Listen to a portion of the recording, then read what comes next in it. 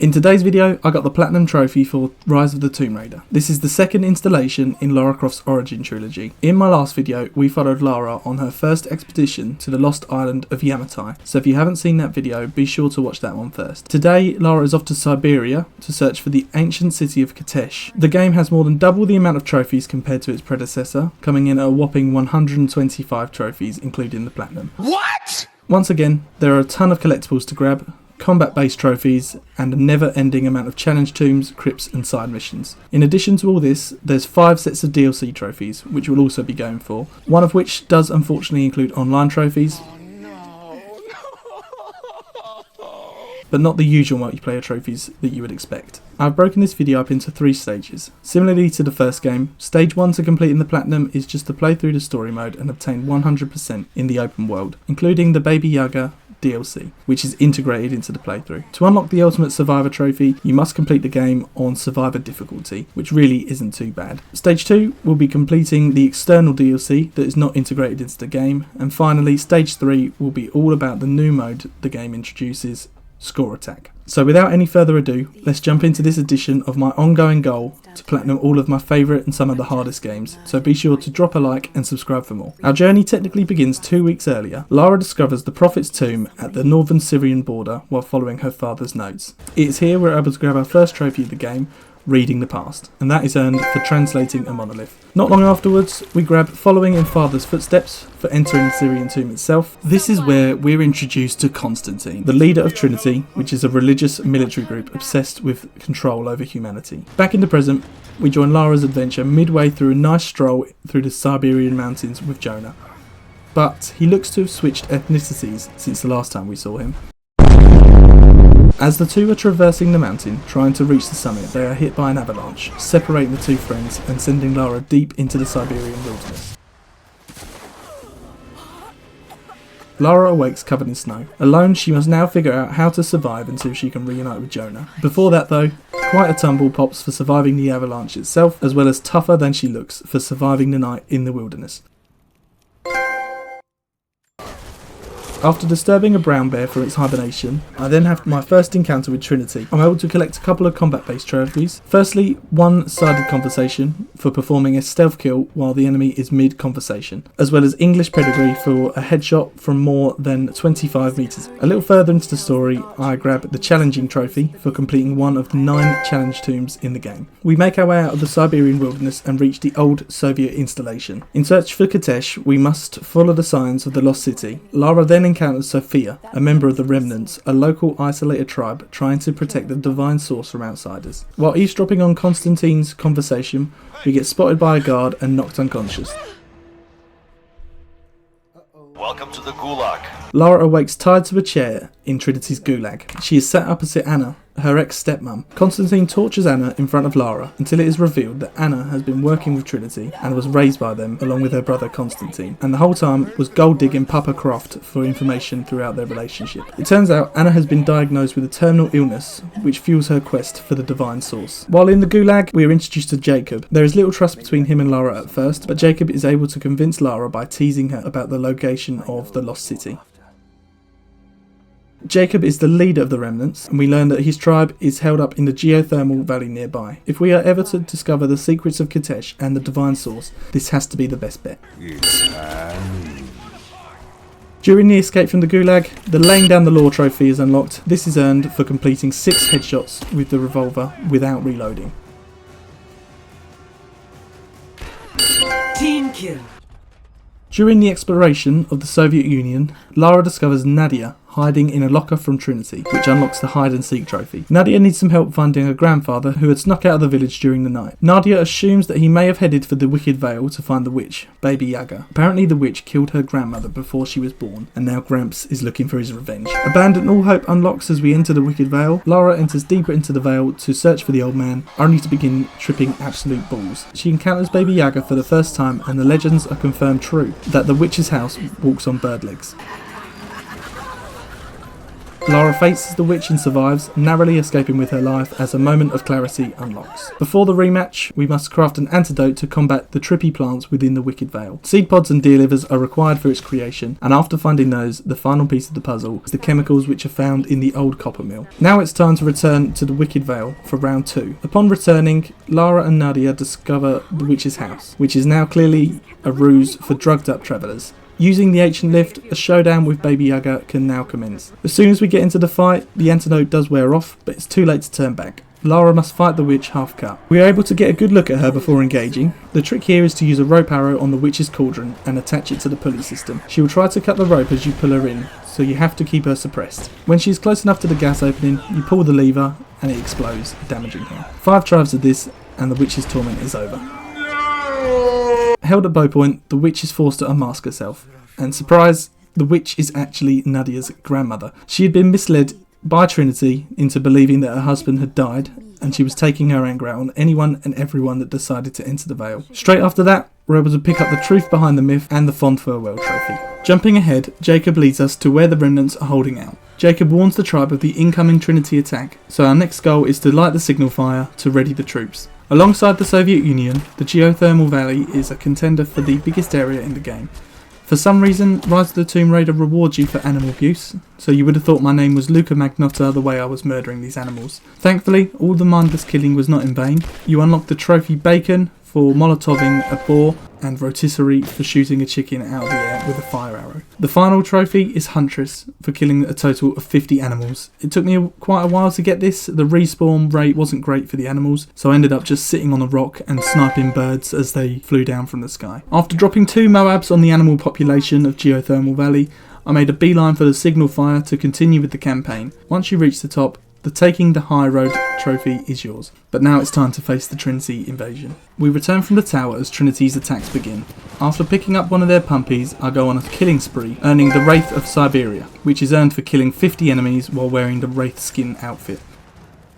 The Divine Source is believed to grant immortality to anybody who has held it, which is why Trinity is so interested in obtaining it. Lara decides that she needs to find it before Trinity can get their hands on it. There's an artifact that can provide Kitesh's location, which is where the Divine Source is hidden, and that is called the Atlas. The Atlas can be found in the cathedrals of the Remnant Valley, so that is where we're heading to next. We discover that Trinity has also infiltrated the Acropolis, where the village elders and the children have been hiding. Once again, we encounter a heavy Trinity presence, but shortly after, we are able to pick up the Dead Ringer trophy for 25 headshots with the bolt action rifle, and finally a helping hand for successfully defending the invasion. Upon entering the cathedral, Lara finds Anna, seemingly alone.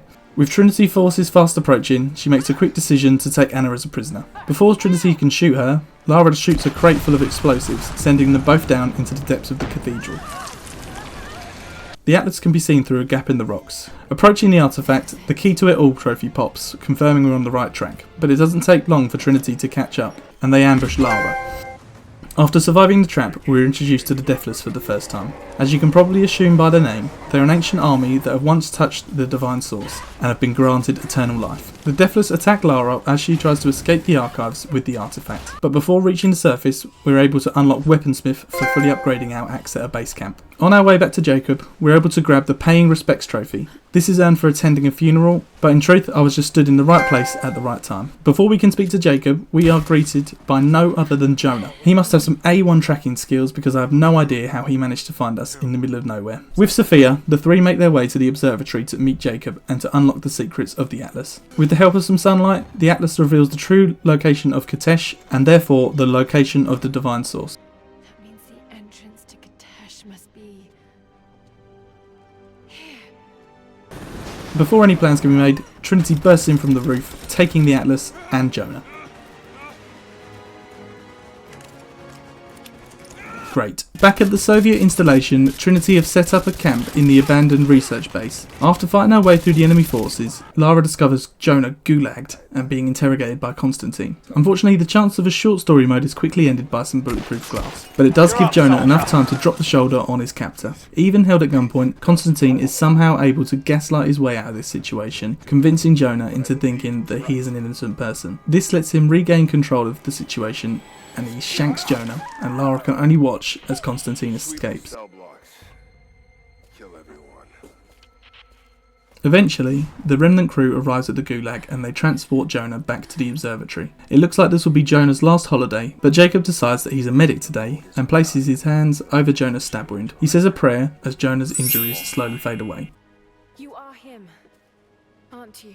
Jacob is actually the Deathless Prophet. He also confirms that he has used the Divine Source himself and knows of its location. He sees it more of a curse than a blessing. Many years ago, he allowed his army to be exposed to the Divine Source, which guaranteed them eternal life in order to defend the city of Katesh, which in turn created the Deathless. A side effect of becoming immortal was they also became devoid of all emotions, causing them to commit a great genocide of both their enemies and the citizens of the Lost City. Only a few survived the atrocity and vowed their life to protecting the secret of the Lost City's location. With this in mind, we must now follow the path of the Deathless to Katesh, find the Divine Source, and ensure that Trinity is not able to get their hands on this kind of power. After completing the Osiri's jumping puzzle, we find ourselves on the outskirts of the Lost City. The Lost City is still inhabited by thousands of the Deathless ones. As we scale the walls of Katesh, we get up close and personal with one of the guards. Lara manages to put the first guy down and he dissolves into nothing, but he is resurrected elsewhere. We must fight our way through the streets and the rooftops to make our way to the resting place of the Divine Source. During a big fight in the courtyard, we are able to pick up the Fearless trophy for defeating a Deathless swordman using only melee attacks. Moving deeper into Katesh, we must use a trebuchet to break down the gate. Before we can go any further, Trinity once again used brute force to burst through the ceiling. As the ancient city starts to collapse, we are forced to climb further and further and further to higher ground. Atop the tower, we find a Colosseum, the perfect place for a showdown. The Deathless and Trinity are locked in a fight for the Divine Source. We're able to make our way through in an attempt to find the Chamber of Souls, but not before being greeted by Constantine, gatekeeping the chamber with a helicopter. Luckily, Sophia is manning the trebuchet. She launches a fireball into the air and Lara shoots it as it travels over the chopper. After a couple of attempts, the helicopter crashes. We go to check the wreckage only to find that Constantine is still alive. He takes our bow, leaving us only with the axe. The trick here is to get to higher ground and perform a finisher on him and then try to sneak up on him, forcing a cutscene.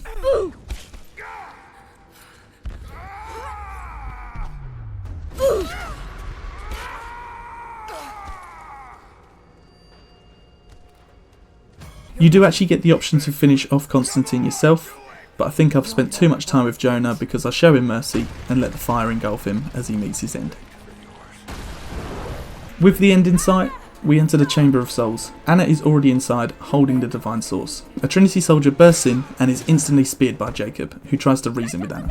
She is having none of it though. She needs the Divine Source to heal her terminal illness. The guns come out and Jacob is shot. With no options remaining and the Deathless approaching, Anna opens the Divine Source.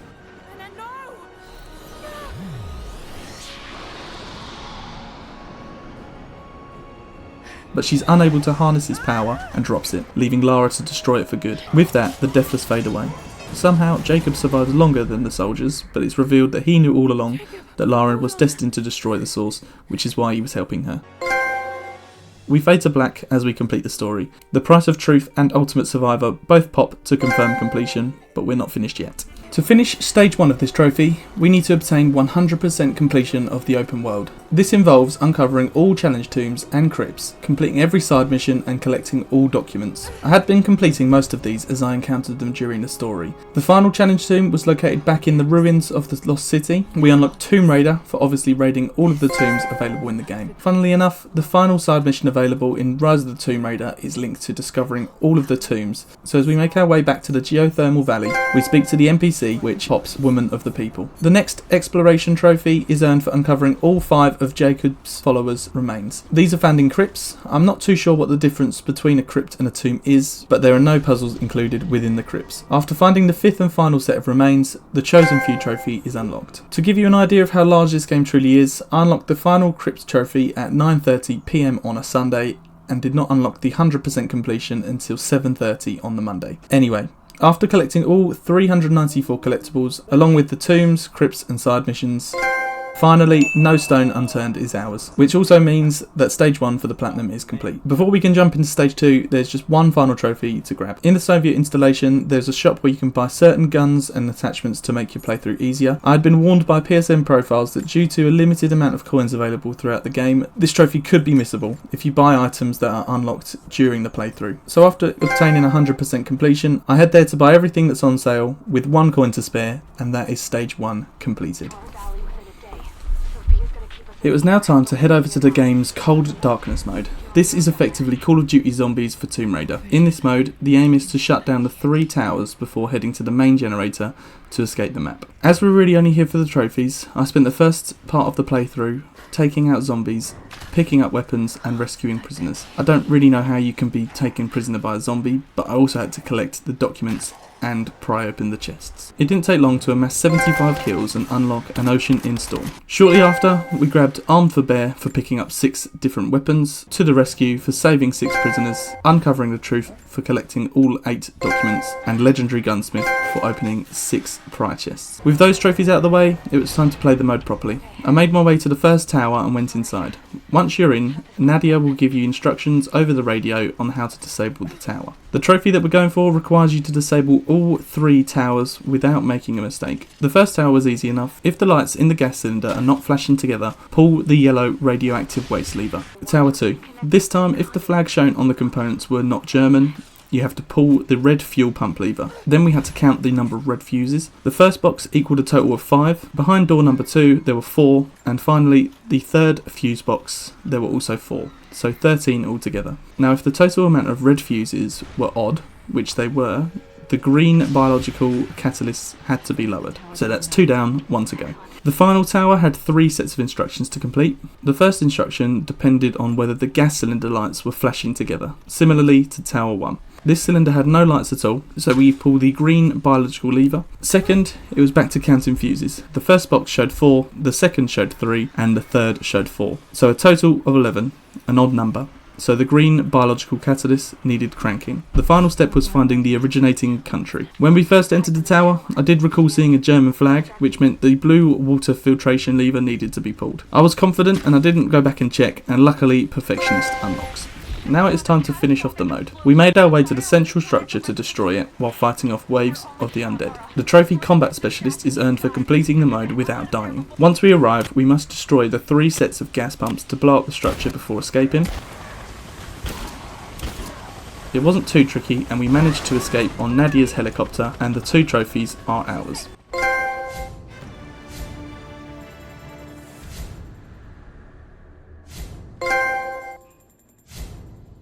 The second DLC is Croft's Manor. This mode has Lara explore the Croft estate in search of her father's will to prove ownership of the manor. The DLC is set directly after the Syria expedition, 2 weeks before Lara and Jonah head to Siberia. It turns out that Lara's mother's death was never verified, which meant that Lara's uncle has a legal claim to the Croft estate. The trophies for the first part, Blood Ties, are heavily based on collecting documents and relics while progressing through the story. We start off in Lara's father's study. We must find a way to unlock his safe. The first step is to search for the clues to decipher the code. We find our first clue in the library. After finding an Egyptian hieroglyphs worksheet, a memory from her childhood reminds her that number 5 is the first clue. Still in the library, we find the master key, unlocking the trophy Key to the Past. This key enables us to now explore the west wing of the estate. It is in the west wing that we are able to find the second clue. We find Lara's father's favourite picture painted by his wife, which has 4 red squares, 4 being the second number in the combination. The final number in the sequence is 9. Lara's parents got married on the 9th of October, so 9 is the third and final number. We head back to the study with the combination and unlock the safe as Master Detective unlocks.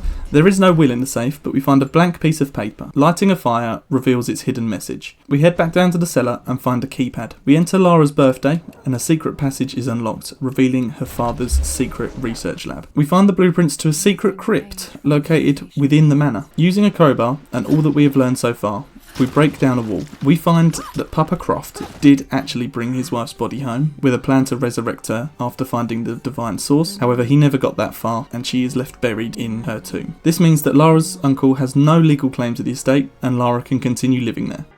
Great success. Legacy is unlocked for completing Blood Ties. There's a couple more collectibles to grab. We find a letter from Unks confirming that the estate still belongs to Lara, which unlocks the complete family history trophy, as well as the Atlas from Siberia, which unlocks Home Raider.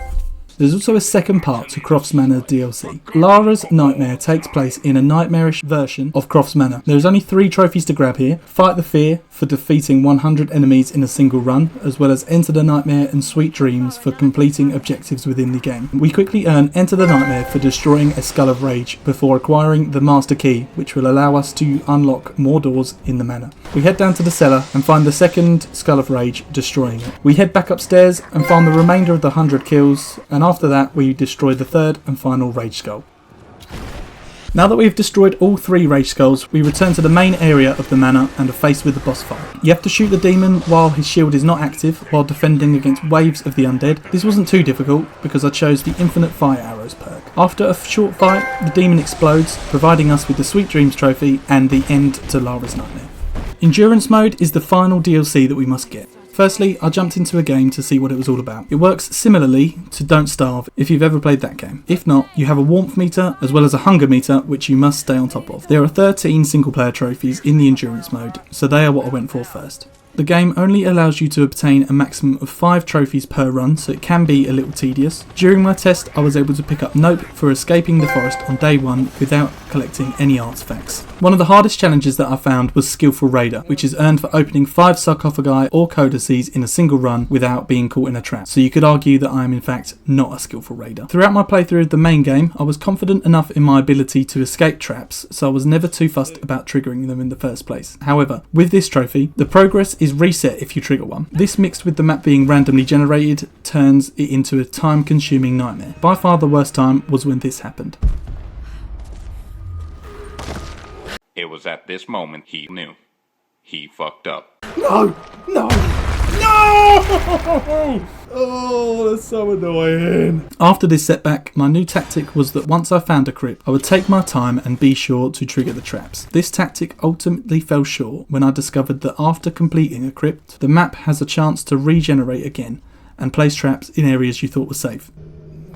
Just fucking verify this for a goddamn second. There's one. Now, although we've cleared the way in, Here we are. I think that they redo the traps. Not the obvious ones, but after the point where you break through, I feel like they changed something. This bit, now we have to watch out. Because they've definitely done some shady shit. Yeah, look. Nice fucking try. On my next run, I took the time to manually set off the traps and make sure that when I was leaving a crypt to check for newly generated traps. Eventually, after an hour and a half long playthrough, I managed to unlock Skillful Raider.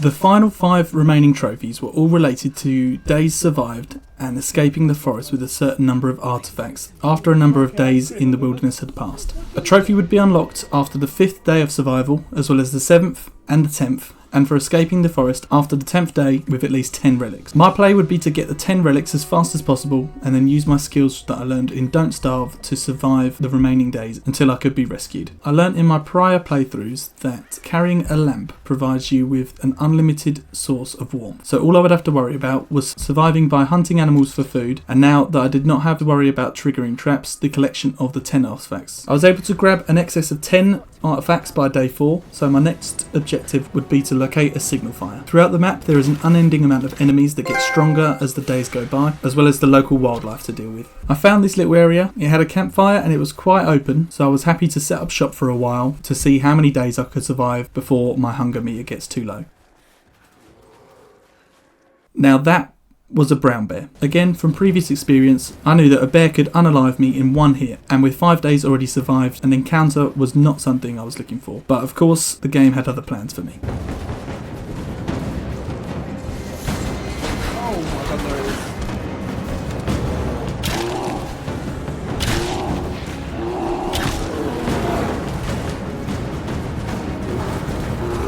Oh, there's a bear there!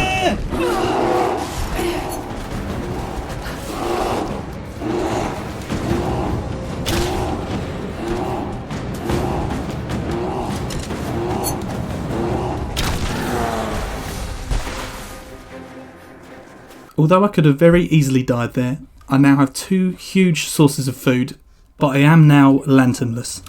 Luckily enough, I managed to find a Trinity camp not too far from where the bear attack went down, and I picked up a new lantern before heading back to base. Thankfully, the 2 bear carcasses had not despawned yet. This was great news. Now we have even more food, warmth, and a signal fire with the required amount of artifacts to escape. As day 6 turned into 7, I was feeling increasingly confident about my chances of survival and escaping. Each in-game day is about 20 minutes in real life, so we had about 40 minutes remaining until I could escape the forest. I finished off the remaining bear meat, and I don't know about you, but standing around for another 40 minutes didn't sound too appealing to me, so I went for a little stroll through the wilderness to make the time go quicker. Barely 20 metres from my base, there was another Trinity outpost. I figured that if I could take out as many enemies in the surrounding area as possible, when it came to escaping, enemies would have to come from further out to try and stop me, giving me a better chance of escaping. So with that, I took them all out, making sure to hold onto my lantern, and found that they also had a signal fire. If you're holding a lantern, you cannot scale walls, so as I looked for a way around to loot the soldier, I ran into yet another 2 bears. Unlike real life, bears in this game do not climb, and I was able to get on top of another ledge and take one of them down. The fighting music was still playing, so I knew that the second bear couldn't be too far away, but then a fucking lynx arrives into the mix.